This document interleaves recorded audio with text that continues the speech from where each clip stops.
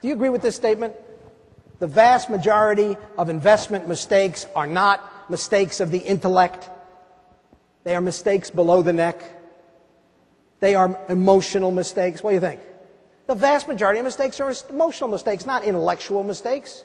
So a big part of being an advisor is to get, or at least reduce, the amount of emotion in the investment process. That's a big part of what you do. But how to do that? How do you do that?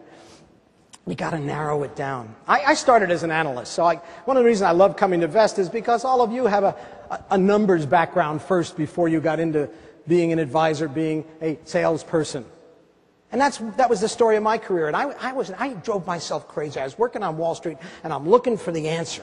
I'd be up all night, a lot of nights, using those numbers and looking for the answers. And one night I'm sitting there, I never found an answer. I'm sitting there, I'm working my tail off, and up comes one of the legendary advisors, the big boss. And he says, "What are you doing, Alan?" I said, "I'm looking for the answer." He said, "You won't find it in there." I said, "What?" He said, "Alan, analysis is critical. Analysis is so important, but analysis will never give you the answer. The purpose of analysis isn't to give you the answer. It is to narrow down the area in which you guess. But in the end, do not kid yourself. In the end, you are guessing. Now, it's critical to guess here, not here. But in the end, you're guessing." Another way of saying that is that the final investment decision, almost always, is not made in the numbers. It's made below the neck, in the heart, in the stomach, in the core. That's where it happens. Below the neck. A friend of mine runs a BMW dealership. And he makes the point, he believes all buying decisions are emotional. I don't know about all, but almost all. And the way he tells this story, a guy comes in, a medical device scientist, successful, he's buying a $100,000 car. He says, "Look, I'm really interested in this car, but I want you to understand that I am a technical man. I am a medical device scientist. I'm an engineer by training. I will make a rational decision. I want to see the performance characteristics. I want to look at the service warranties. I want to look at the comparisons of all the financials. It's got to be red. I want to look at safety features and financing. It's got to be red." It's an emotional decision. And a big part of your job, our job, is to know people's psyches, know their investment wiring. Great advisors ask a lot of questions. They listen to the answers, and they uncover the client's investment wiring. Scott was up here talking about Joe's client, the woman with $13 million. He asked, he listened, and he got to know her investment wiring. What is investment wiring? It's their feelings and attitudes, the underlying stuff. It's their self-image, their baggage. What kind of baggage are they carrying about money? Any obsolete beliefs or memories about money? My grandfather lost everything he had. That affects how they think. Family influences. And know that if you're dealing with a married couple, you probably have two sets of baggage and they don't match. So let me give you one of mine. Before I left for grad school, I had socked away a couple of $100, but I wanted it to be more, and I had a feeling. I knew how I was going to make this more. I had a feeling. I'm 22 years old. 5. The number 5. It's going to work.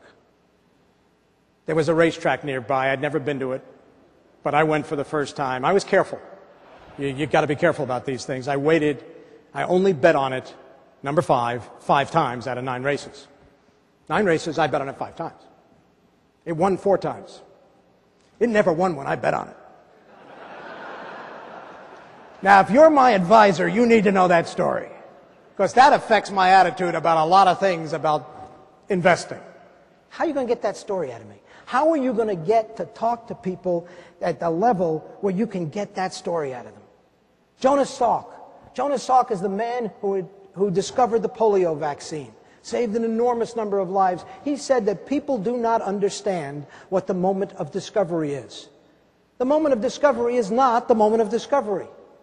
The moment of discovery is the discovery of just the right question.